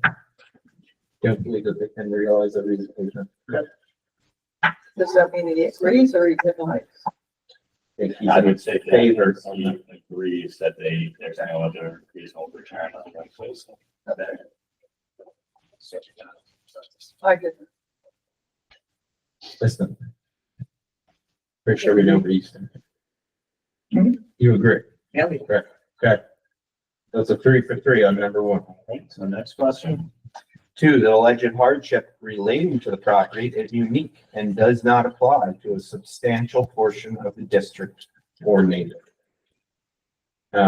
So at the last meeting, I went into detail how I'm singling out the term district, not neighborhood, because we are literally dealing with a historic district issue. So for me, in my opinion, that I'm holding the district and what is the historic district in that term. And so I recognize that there are a lot of houses that are not going to be able to have this panels placed, specifically on the houses that are on the northern side of Main Street, which would have southern facing front roofs specifically, and in Katie's situation specifically, on slopes that face the roadway that are highly visible. I feel that includes a good portion of the houses in that historic district. So I would have to say deny on that. I do not agree that it is them specifically and not substantial provision. Or I think we did enough looking at the trees and the angles of the sun. We saw that this is a unique situation with some. he's in agreement. Aaron, Deny. none. Alex? Deny. Stephanie? Deny. Listed. Agreed. Great. So we have two agreeals there on number two, for denials. Three, the request, if approved, would still conform with the designation of the landmark as described in 109-5 of this chapter. I'm in agreement of that. I don't think it would mess with it being a historical landmark, and I don't think that it would really matter. So I agree with that specific thing. Or Beautiful nexus of old sturdy architecture and new clean energy technology. I think it adds something. in agreement. Deny. Deny. I mean, I believe it would, that's what the historic. yeah, I believe it would, deter from the historic designation. And the historic designation is, we're supposed to protect these, historic homes. I don't believe that there should be solar panels on them. Alex? I understand both sides of the spectrum, but I'm just say I agree because if the home was historically designated in the middle of the field, and southern exposure was correct, we wouldn't be here, so you could still technically have a historic home with solar panel on, just not in the service. Stephanie? I cannot. Deny. Well, okay. Liston? Agreed. Great. Just so I know, I've been firm on my number one here, for board members, which heard me say that I don't agree. My reasoning for that is just because of the updating of historical factors, and all the things that come along with it. I couldn't put my stamp of approval. I still stand where I stand on number one and number two. That's where I stood on number three.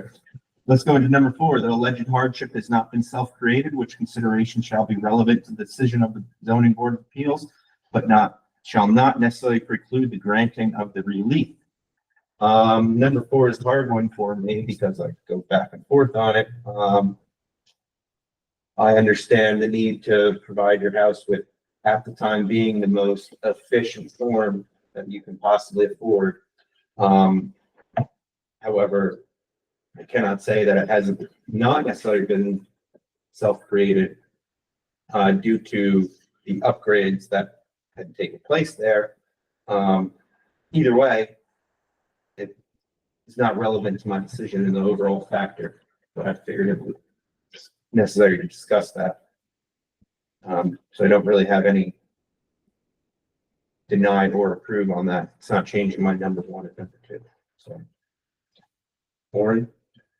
I think this hardship is completely not self-created because the cost of electricity has skyrocketed since the time she made this decision to buy the unit and to go that route. And given our current climate, there's no telling what sorts of additional fees or levies or whatever they could be facing in the future, given our Canadian Karen, Deny. no, Alex,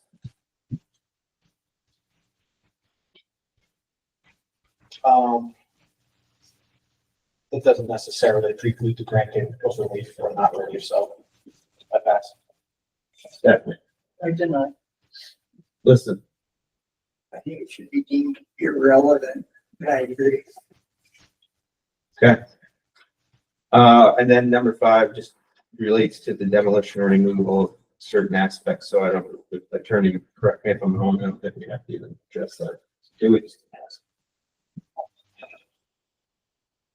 Yeah, the rest of that criteria would not be applicable. It's not appear to looking to demolish the house. Great. Further discussion, otherwise I'm going to call for, so I'm going to make a motion and vote. But I'm not going to do that without giving everybody a last chance to debate. I'm assuming everybody stands firm with that. Talk about a vote when we make it, or is it just an up or down? I would say we're just going up and down. We just discussed that. So Well, when you, there's also when you the call compromise. for the vote, Well, You're gonna- there has to be a motion. right, but what, the language of it? Well, first, if you want, I can read you guys the generic language, and then I have Oh, two different great. ones. That's One perfect. that was Perfect. approving, one that was denied, Perfect. and I'm going to, Okay, like, there's the voting sheet, but I'm basically Okay. based on what people have said here, Okay. adding in different things, Okay. for the motion, whichever way it goes, denied. okay, But the general language is, which is on both motions, just basically goes over the facts that were, for links of property, whereas Katie Greaves and Alex Perfect, the applicant, had applied to the town of Hurley Planning Board for a certificate of appropriateness pursuant to section 1099 of the town of Hurley Code for the installation of 18 solar panels on 2 sections of the roof of their existing home. The home is a stone cottage built in the 1700s and known for its use as a guardhouse during the Revolutionary War. Property is located at 37 Main Street in the town of Hurley, Ulster County, New York, designated as SBL number 55.8-3-40, and is located in the historic district designated by the town of Hurley zoning code. And whereas the applicant was denied a certificate of appropriateness for the project by the town of Hurley Planning Board and has appealed the denial to the ZBA on the grounds of hardship pursuant to section 109-13 of the code. And whereas the ZBA's action on the applicant's project is a type 2 action pursuant to the New York State Environmental Quality Review Act and its implementing regulations, MSD RR Part 617. No environmental impact statement will be prepared, and whereas the ZBA held a public hearing on the applicant's appeal on the grounds of hardship and closed said public hearing at its February 13, 2025 regular meeting after hearing from the applicant and providing an opportunity for the public to be heard. And whereas the applicant submitted documentation to describe the hardship alleged, and numerous members of the public spoke and submitted written statements both in support and opposition to the application. Whereas the speakers at the hearing from the applicant clarified that the denial of the certificate of appropriateness was not for the installation of solar panels, but for the installation of the solar panels at the specified location on the roof of the stone house. It was further established that there were several other locations recommended by the Hurley Preservation Commission for the installation of solar panels, including the back of the house on the structure, barn/garage behind the house. And whereas the applicable standards for reviewing the applicant's appeal on the grounds of hardship are set forth in section 109-13 of the town of Hurley Code. And whereas as required by 109-13C of the town of Hurley Code, in order to prove hardship, the applicant shall demonstrate to the zoning board of appeals that 1, the applicant cannot realize a reasonable return, regardless of whether that return represents the most profitable return possible. 2, that the alleged hardship relating to the property is unique and does not apply to a substantial portion of the neighborhood or district.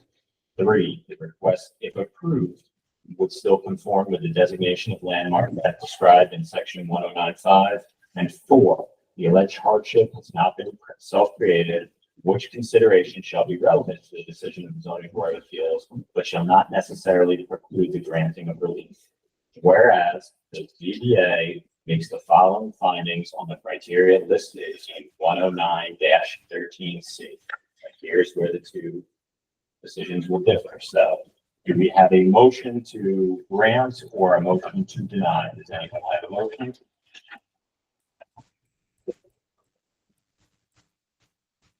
Have a motion. We do not. Do we have a second? I'd second. All in favor? Let's do a roll call vote. Chairman, vote in favor, aye. Orange hands. Deny. We did not, down in favor. Yeah. Nay, and Sue the motion. Also, In favor? Karen in favor of the motion. Yes. Yes, yeah. Alex, In favor. in favor. Stefan, In favor of the. in favor of the motion, listed. I'm in favor of the motion. Nay. For board members. What was? Vehemently, and yes, we will put that into the minutes. All right, there are 4 board members present in favor of the motion. 2 board members present not in favor. The motion is carried. Eddie, you're Thank you for your consideration. I appreciate spending these Very 5 welcome. months with it. we wish we had the appropriate. All right, so, how about our procedural question? for the attorney.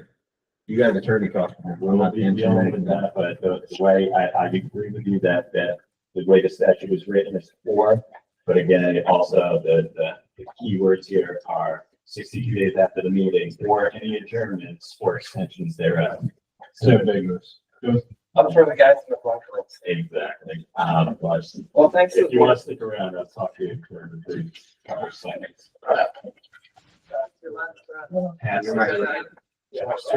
Let's turn That's the, Dunkin' Donuts.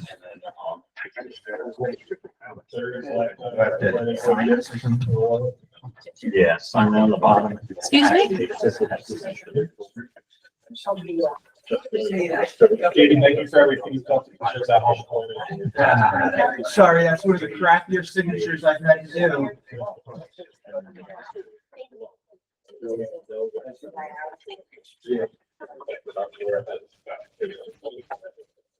I'll be out in a minute. I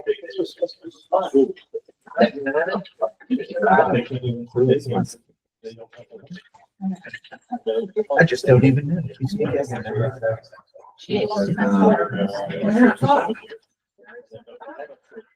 I'll ask. That'll probably want to step.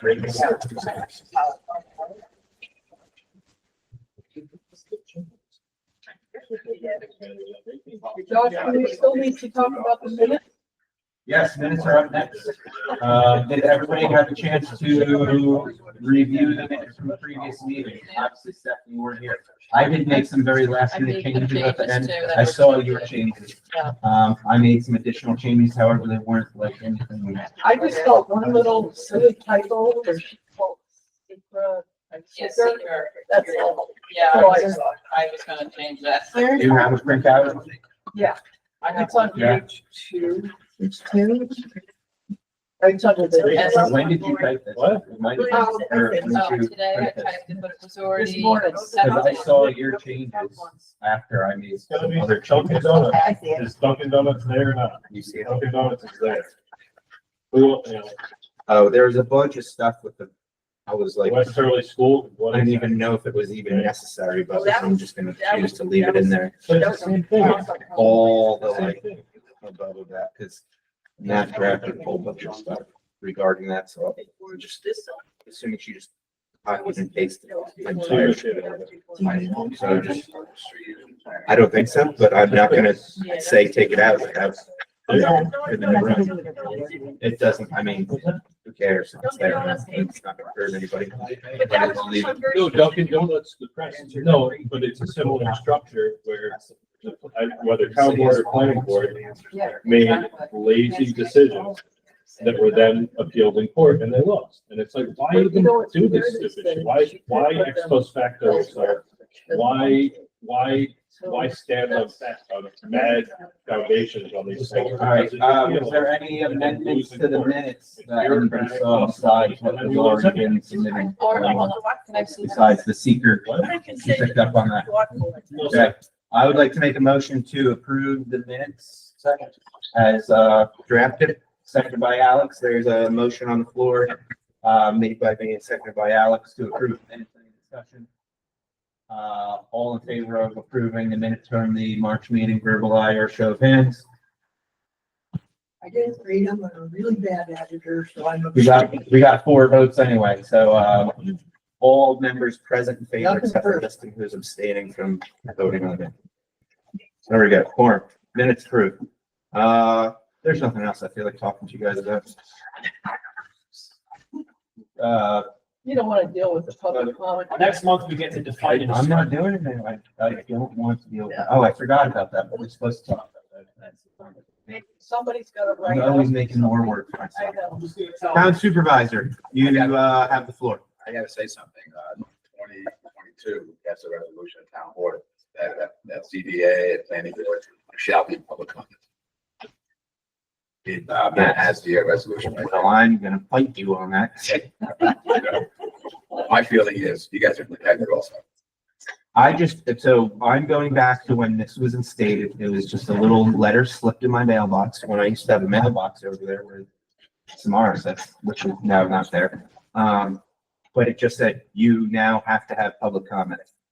The previous supervisor. And I just never understood it. In Victoria Polidoro or whatever, in one of her 3rd meetings with me, said, why are you doing this? And I said, because I got a little nasty letter in my mailbox that said I had to do it from now on. I've never done it before. She's like, it's just confusing. I said, it's confusing me too. I understand it at a town board meeting. And I understand where there's various, but before the zoning board of appeals, we have a very specific structure where if there's something before us, we will have a public hearing on the matter. I think it confuses people. Public comment section, public hearing section. You're different. I don't like it. No, I agree with that too, but that's something that I didn't propose. Well, people at town board, at planning board, you get the wander-ins Yes. who just want to say, hey, did you notice the stars are moving around in the sky? Or address some kind of random. Yeah, so we just don't get that. You think it's all, the zoning board here, you're specific on whatever comes here. Yeah, exactly. Planning board. We're hyper focused. And if we're having something crazy that requires a public hearing, then. Yeah, then you do that, right? In other words, whatever comments people make, they do in the public hearing. We don't need that. Yeah. So planning board requires that. I would think. Like we just need a resolution. To The do town what? board needs to amend, to pass a new resolution that Well, says can you- they're not required. Yeah, I think Matt has a resolution that's there.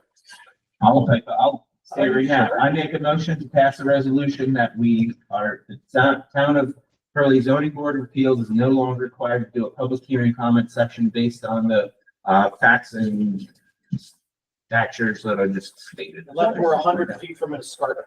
Yeah, but we can't do it. They have to do it because they. Yes, but so I will draft a letter or a resolution now. I mean, the attorney's not here, but Okay, he'll hear about it. okay.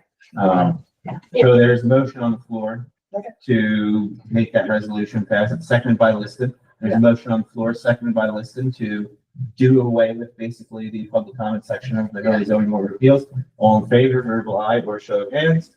All board members present in favor of the motion to do away with the public comment section, and we will draft a resolution to be passed on to the town board. You heard it here first, folks. Okay. And that being said, I would like to make a motion to adjourn the meeting. I want to throw one thing out there. All right. Okay, when the daily application comes in for the use variance, and thank you for picking that up. The one gentleman was very articulate, said this is not a kennel, it's boarding. I'm gonna give you the definition of kennel, and it says if you board dogs, you are a kennel. Yeah, Just So to remind the argument you, was yeah. articulated well, but it held no water. What are you doing about Should be that a hard Bluestone operation right next to? Which They one? came before us for a Which use one? variance and we denied it. And I drove past yesterday and they were bailing up pallets and putting them on Facebook. Which one you took, they're all over the town, which one are you talking about? Because The one right next to us. Spillway Road. Spillway. What's that? Anyway, I know they're happy for us. Go get shot. Anyway, there's a motion on the floor to adjourn the meeting. Second that motion. Second by Karen, all in favor, verbal aye or show of hands. Motion adjourned.